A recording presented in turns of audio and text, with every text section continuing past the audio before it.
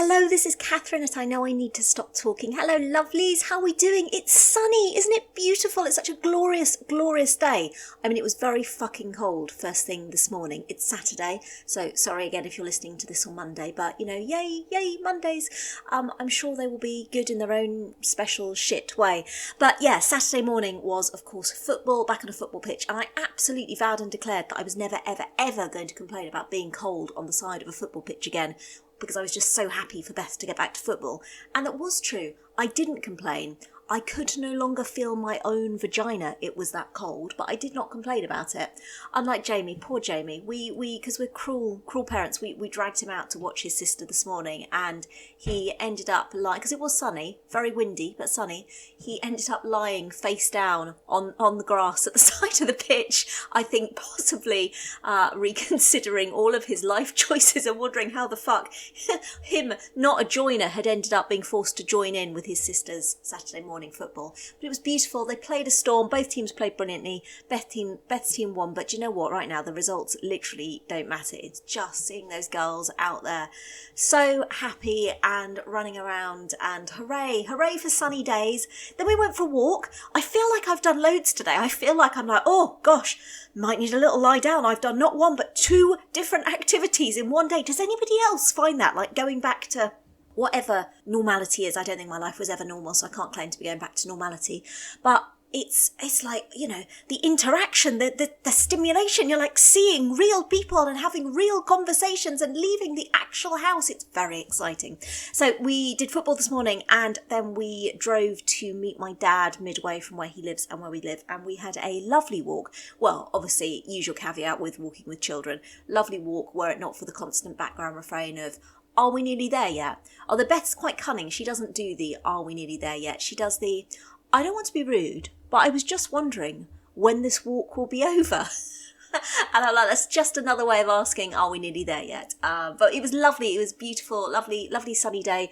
We had a glorious time reminiscing, as I'm sure lots of you do when you get together with parents and family members, over some of the really cruel shit that parents do to children, which sounds terrible, but I promise you this is light-hearted.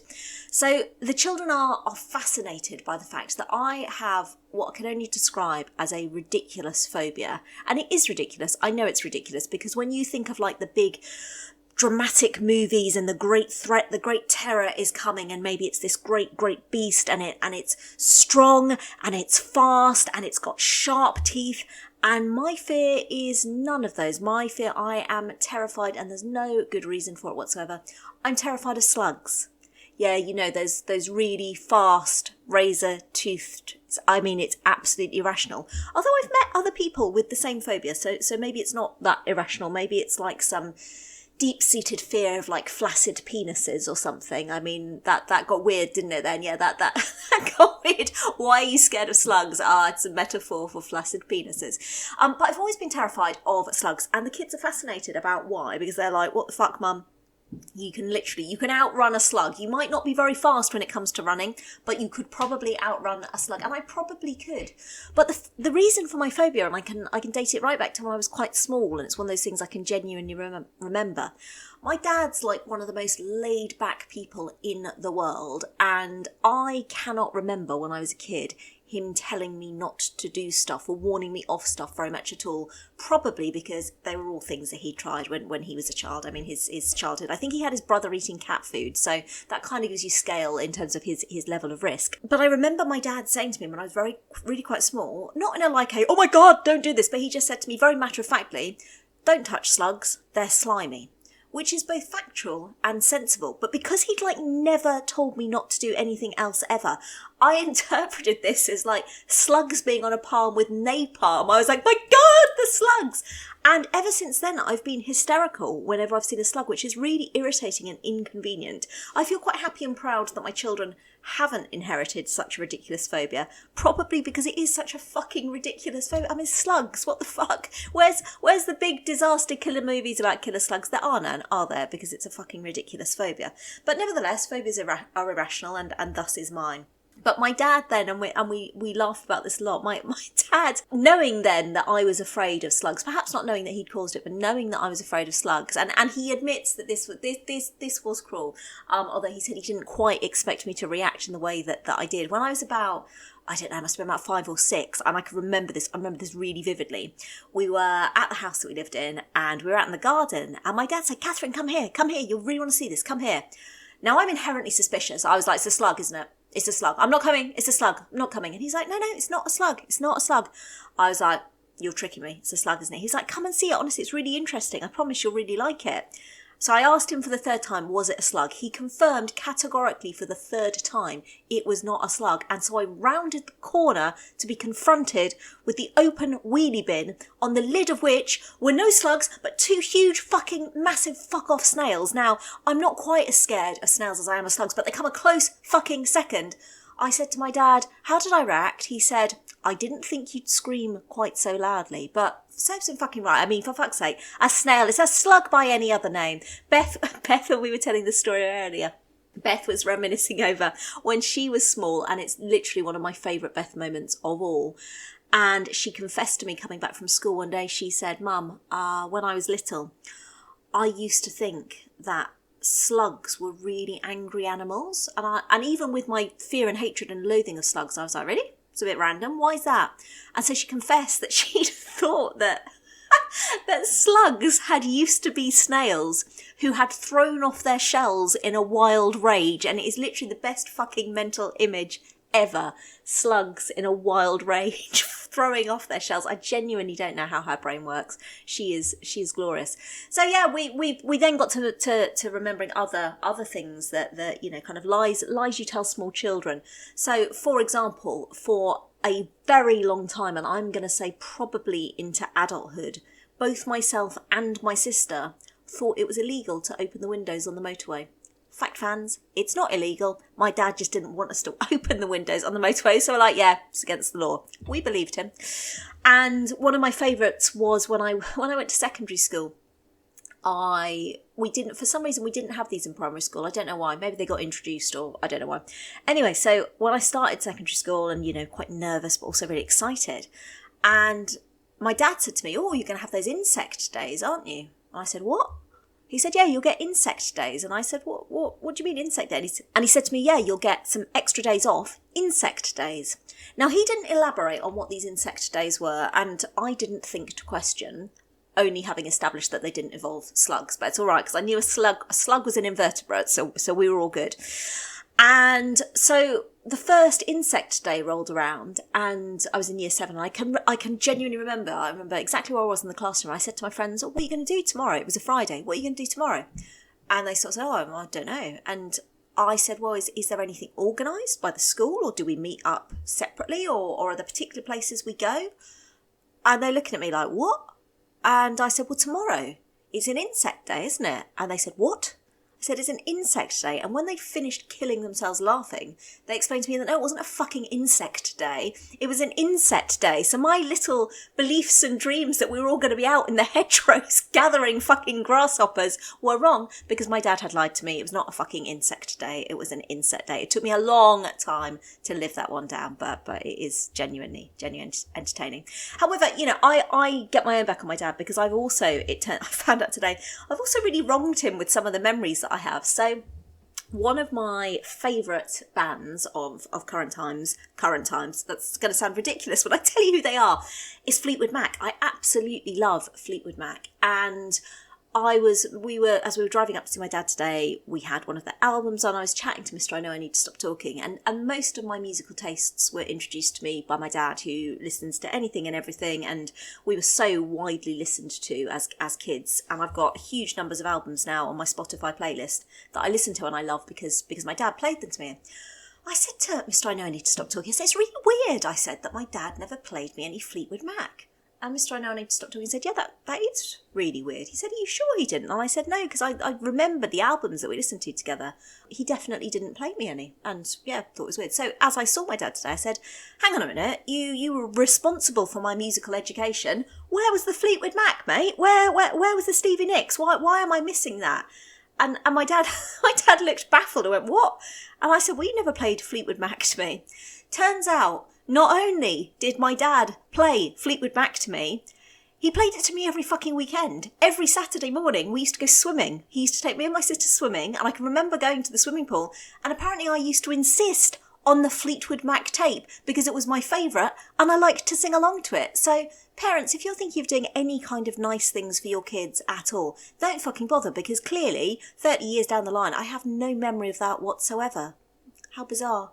But maybe that's me getting my own back in some small subtle way for insect days. Yeah, that's definitely going to stay with me, that one. But Saturday morning swimming, and then got me thinking, one of the great joys of my life right now, and there's lots of great joys in my life, and I count myself as very lucky and very privileged, is that fucking swimming lessons are over. Swimming lessons are over. And any parent of a small child will, I'm sure, know exactly what I mean by this. I mean swimming lessons. It didn't help for us that they seemed to go on for absolutely fucking ages. So I got quite lucky with Jamie. A friend of mine used to look after him on one afternoon a week when he finished school. And she was putting her 2 boys into swimming lessons. And she said to me, do you want me to take Jamie as well? And I was like, brilliant, fantastic, this is amazing, thank you so much. And Jamie went along. And so consequently, there was like a time when Jamie couldn't swim, and then suddenly he just could. And it was as simple and it was as straightforward as that. Fast forward to Beth. Now, I had to take Beth to swimming lessons, and actually I really enjoy watching Beth play football. I quite like going to activities with my kids, and I think I naively thought that swimming lessons would be a lovely, joyous and parental-child bonding moment. How fucking wrong I was. Swimming lessons for the uninitiated are, I mean, let's just imagine the scene, right? So I've sat through a lot of these, because Beth did not learn to fucking swim at all. So I think we did swimming lessons in the end for... How old is she now? She's 10. So we must have done swimming lessons for 5 years. 5 years. And they were very good swimming lessons and great reputation. And at the end of the 5 years, she could occasionally flail about without getting her head underwater. I mean, she was just rubbish. She was just rubbish. She was partly rubbish because she refused to take her feet off the floor. And so the teacher would say, right, do a width. And Beth would do it, and she'd really go for it. She'd really get her arms going and stuff. And her feet would be firmly on the floor the whole way across. And the teacher would be like, okay, Beth, get your feet up. And she'd be like, yeah, no. And so she kept walking across the pool. And I confronted her about why she walked across the pool rather than swimming. And she looked at me like I was an idiot. I went, Mum, duh, gravity. It's quite hard to argue against the presence of gravity. So swimming lessons as a sample example of one of the many rounds of swimming lessons I endured. I mean, it's literally, I think hell might be on a par with a children's swimming lesson. Firstly, it's like as hot as I imagine hell to be. And you sit on the side. It's far too fucking early because they always tend to be at some horrendously antisocial time. You're sitting on the side of a pool which is hotter than the surface of a sun. And because my children's swimming lessons fell on a Saturday morning due to work and other commitments, this invariably meant that I would be spending half an hour sitting on the side of a pool while my small child walked across it, sweating out what felt pretty much like neat gin through my pores. And I can't imagine going into a swimming pool after a series of swimming lessons on a Saturday morning with all the parents sat there, but I'm pretty certain it would smell like a brewery. That was certainly what I felt like. And yeah, years and years and years of sitting there and watching Beth walk across the pool because gravity, duh. So that was fruitless and annoying. So I kind of like, I feel the good thing with stuff like that is once it's over, you feel so blessed. You're like, oh my God, my life is so rich and so many and varied and joy in so many different ways because I'm not sat in fucking swimming lessons anymore. I mean, maybe Beth will learn to swim one day. I can't say that I didn't throw effort at it. I genuinely tried. She is just very, very, very stubborn and no match for me, or indeed the swimming teachers. So if you're one of Beth's swimming teachers, I'm truly very sorry. But, gravity, duh. So that was today. And I also got my hair back this week. I mean, there's been quite a bit of excitement this week. So I got my hair back, my pretend hair, which is really good because it now means, for those of you who listened to last week's podcast, my makeup cupboard no longer looks like I've scalped somebody with individual strands of hair hanging in there. And I was sat chatting, reminiscing with my stylist. So it's a long appointment, 5 hours. 5 hours? 5 hours is a long time to spend in the hairdressers. But fortunately, at the minute, and I'm sure I'm not the only one, it's so exciting to be out of the house chatting with real people. I didn't fucking shut up. I was like, let's talk about absolutely everything. And we did, myself and my stylist. We had the most glorious conversation. It was also because of COVID restrictions, and I went in the middle of the week this week, so I took a day off to go and get my hair done. It means that there's no chance of you having to take your small child with you. Now, fair play to Beth. She used to quite like coming to the hairdressers, and I think that's, good stamina, 5-hour appointment. She used to treat it slightly like her own home, by which I mean she'd come bearing this huge, great big bag of stuff to keep her entertained, and like a picnic. And she'd just sit on the floor underneath one of the tables in the corner, and she'd have a picnic, and she'd play on her phone, and she'd do some puzzles, and it was lovely. She was very well behaved, apart from the time that she decided to bring her ukulele to the hairdressers. No, you did not mishear that. Beth brought her ukulele to the hairdressers. So I think we were all glad that was a one-time. And if you were in the hairdressers that day when Beth had her ukulele, truly, I'm very sorry. We were the kind of family that you would have crossed the road to avoid. And listening to the sounds made by Beth's ukulele, I fully understand why. She's had a storm of a week, Beth has. She's had an absolute storm of a week, and you might have seen on the blog this morning, Ketchup-Gate. Oh my God, Ketchup-Gate last night. So Mr. I know I need to stop talking, got back from work and said to the kids, do you fancy fish and chips? And they said, yeah, brilliant, fish and chips. So we ordered them online, and then the horrid, awful truth was revealed. There was no ketchup in the house. Well, that's not true. There was a small amount of ketchup residing at the bottom of a bottle. Now, for me and for Jamie, it's not a problem because we're not ketchup fans. I know, calm yourselves. I have my fish and chips without ketchup. I find it I find ketchup a very, very strange substance, full stop. But I'm not going to go into the ins and outs of my ketchup issues. But yeah, so we didn't want ketchup, so that was absolutely fine. So Beth went into the kitchen where Mr. I Know I Need to Stop Talking was doing that thing that you do where you turn it up. They turn the bottle upside down and basically you hope and pray. And she came out of the kitchen appalled in a way that only Beth can be.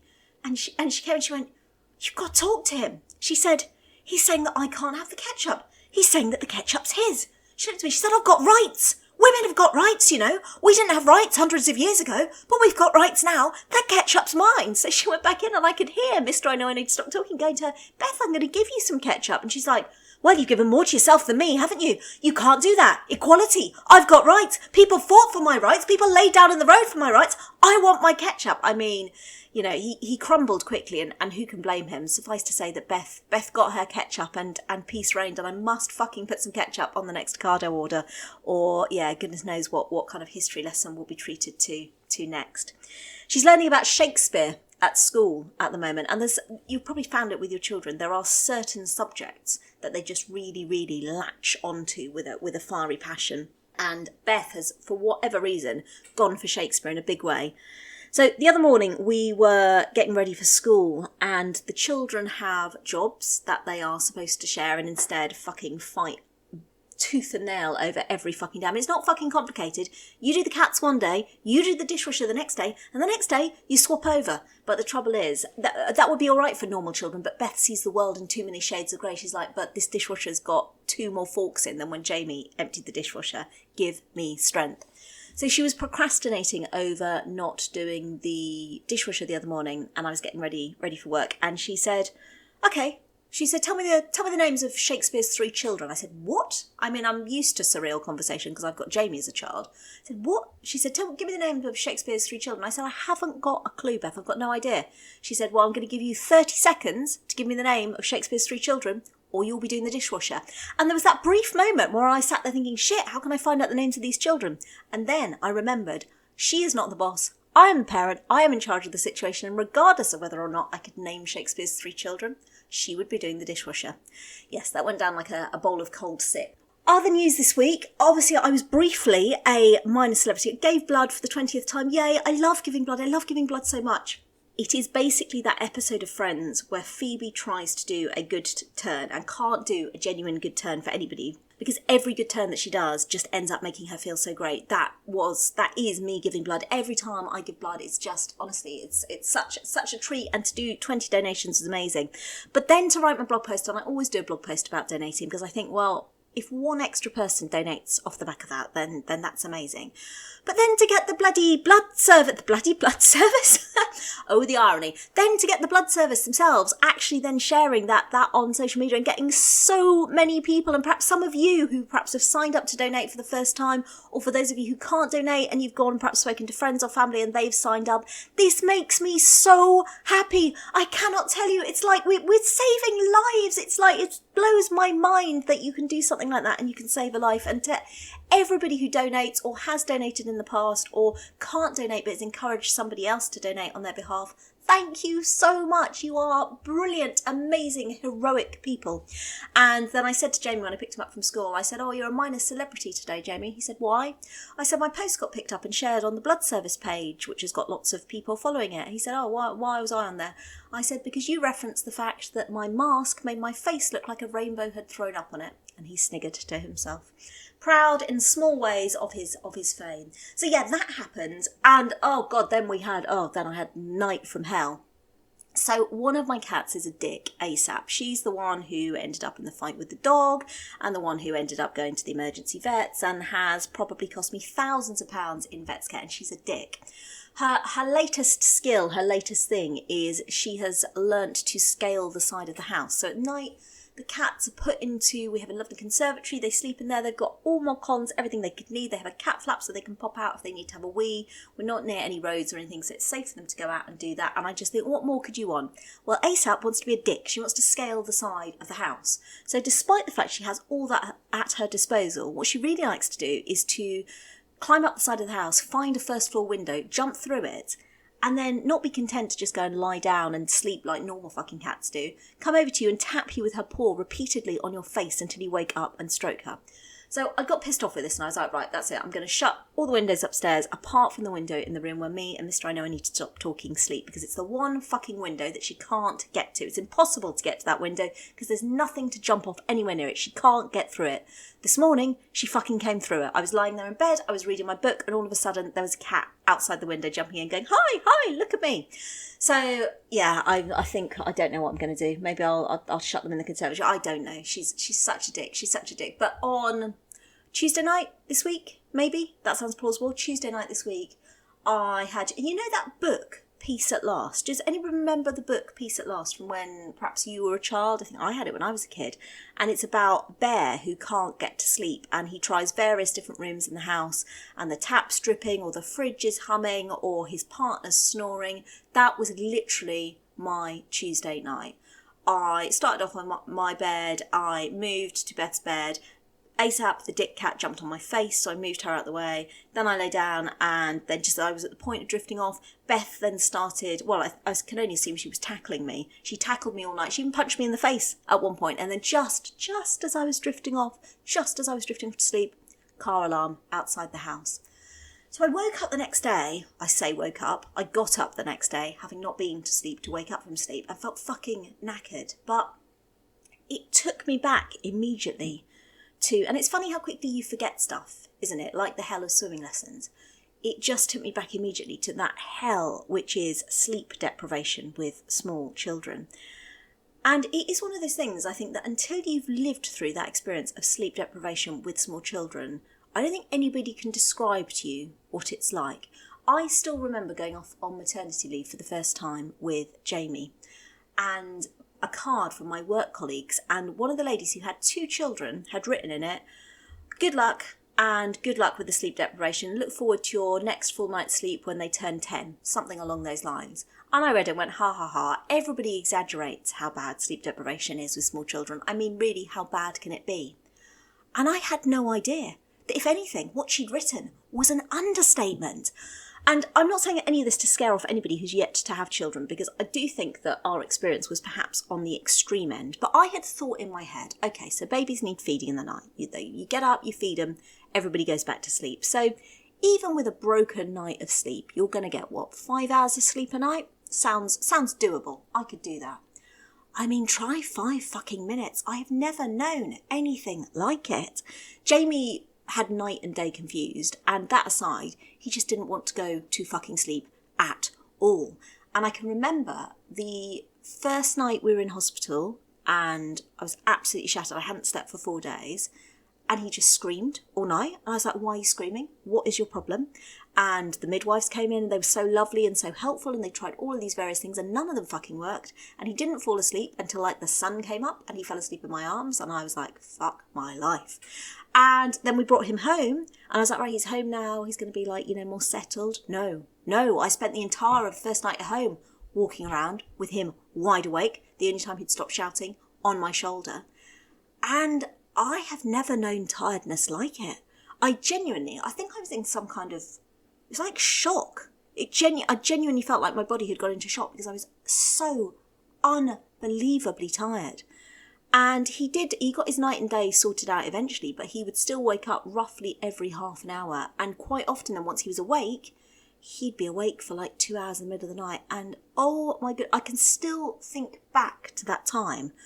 And my whole body felt like I felt bruised. I felt like genuinely somebody was pummeling me. I've never known anything like it. I have never felt so tired in my life. And I genuinely think that I'm not sure we talk properly enough for people who fall at that end of the sleep deprivation spectrum when their babies are little. And I know there's all kinds of reasons that can cause babies not to sleep, but I think lots of my friends who had babies at a similar time were going, oh, you know, I'm a bit tired and stuff. And I was thinking, bit tired, I'm fucking catatonic. I can barely function. I can barely stand upright.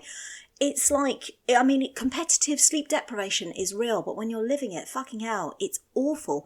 I can remember one time, so I used to if I ever took days off work, it would be to take Jamie to nursery and I would just sleep. I would sleep the sleep of a dead person. And I can remember one time waking up and Mr. I Know I Need to Stop Talking being there and me going, oh my God, where's Jamie? Where's Jamie? Where's the baby? Where's the baby? And he looked at me like, he's in nursery. And I'd taken him to nursery and I just had no memory of doing so because I was so unbelievably tired. And then when we had Beth, I mean, Beth was actually quite a good sleeper, but Jamie didn't really sleep through the night until he went to school, which is a long time not to get a decent night's sleep. And then when Beth was 10 days old, I contracted really quite severe tonsillitis. And I can remember lying on our sofa downstairs, breastfeeding her. My eyes felt like they were closing in on themselves. I've never felt so ill or so exhausted in my life. And I remember thinking, well, this is probably about as shit as it gets. It can only get better from there. And to be fair, it did. But I think if you are someone at the minute who's living in those throes of sleep deprivation, I just really want to fucking say that I hear you. And I remember, as I say, when I was kind of like about that time and I was so exhausted and just nobody else, either nobody was talking about it or Jamie was particularly bad. And I think he was particularly bad, but I also think, I don't know, is there a tendency to kind of like, we all just say it's fine, we're fine, everything's fine. I was so not fine. I was so fucking tired. And I never, ever, ever take it for granted now at all. I mean, the good news, if you are living through that experience at the moment, the good news is it does get better. These days, I wake up before my children, which genuinely is a time that I never thought would ever come. Not only that, I mean, if you are or have ever been a parent to children who've caused severe sleep deprivation, there is fucking huge satisfaction in waking them up. Last Sunday, we dragged Jamie out again to Beth's football. She had an early game. I'm not even so sure he was fully awake before he was pitch side. He was a bit kind of like rubbing his eyes, like, oh, where are we? Oh, God, I'm still half asleep. It does get better. It does improve, but sleep deprivation is the absolute pits. And yeah, if you are going through that, I just really want you to know, it still makes me feel vaguely traumatized now at just how exhausted I felt, to the point I was like, I can't believe any human being can function on this little sleep. There's a reason that they use sleep deprivation for torture, and I fucking felt like I was living it when Jamie was small. So if that's you, I hear you. You are not alone. It does get better. And being able to wake them up instead of them waking you up, it never gets old. It never gets old. So I will leave you with Jamie's question of the day, which he's been going around asking. And I think this first came out, it actually reminded me because I think it came up on my time hop about a year ago. And we were kind of, we were at the start of the pandemic. God, that's mad to think that, isn't it? We're at the start of the pandemic and I'd taken the children out for a walk, which obviously for a year was basically all we could fucking do. And I was like thinking, right, this is a bit unprecedented in terms of parenting. Remember, that was the word of 2020. It was hard to get a sentence out without saying unprecedented. But it was unprecedented. And there was no parenting guide to how to parent your children through a pandemic because we hadn't been through anything like that. And I remember thinking, well, they're seeing the news a lot. I wonder if they're worried. I wonder if they're concerned. I wonder if there's anything I can do to help them through this experience. And so we're out for a walk. And I said to them both, sweethearts, listen, obviously there's a lot going on at the minute with coronavirus and it's on the news. If there's anything at all, if there's anything you're worried about, if there's anything that you want to ask me, you can ask me anything. And Jamie said, I've got a question. And I said, of course, sweetheart, whatever it is, I'll answer it. And if I don't know the answer, I'll go away and I will find out. And his face was very solemn and he looked at me and he said very, very intently, he said, Mum, he said, would you rather have penises for fingers or testicles as feet? And yeah, that's parenting right there in a nutshell. For what it's worth, penises as fingers every single time. Not least because, as my dad pointed out earlier today, you could then conveniently use them to wee out the window when you were driving somewhere, which is a truly grim and preposterous thought. And as Mr. I Know I Need to Stop Talking suggested, if you got your erections, or multiple erections if you had 5 penises on each hand, be like you're doing permanent jazz hands, and who doesn't love jazz hands? So yeah, that's your question of the day. Penises for fingers or testicles as feet? Answers in the comments, please. Fucking hell, life is mental, isn't it? It's bonkers. I hope you're all keeping safe and well. I hope you're getting to do some lovely things with the people that you love and looking after yourselves as always. Have lovely weeks, take care, and I'll see you next week. Lots of love, bye-bye.